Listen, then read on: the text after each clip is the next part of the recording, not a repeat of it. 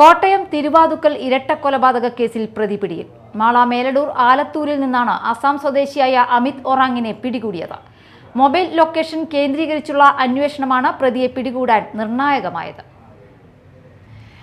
വിജയകുമാറിന്റെ ഫോണടക്കം പ്രതിയുടെ കൈവശമുണ്ടായിരുന്നു. രാത്രി ഇയാളുടെ മൊബൈൽ ടവർ കേന്ദ്രീകരിച്ച് നടത്തിയ അന്വേഷണത്തിലാണ് പ്രതി പിടിയിലായത്.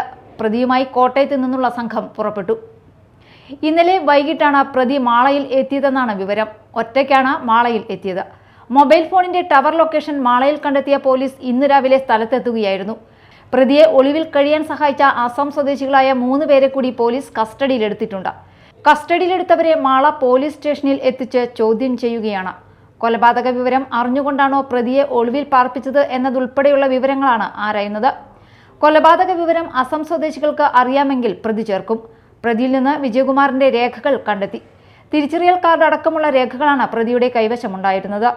15,000 രൂപയും പ്രതിയെ പിടികൂടുന്ന സമയം കൈവശം ഉണ്ടായിരുന്നു. Media time, Mala.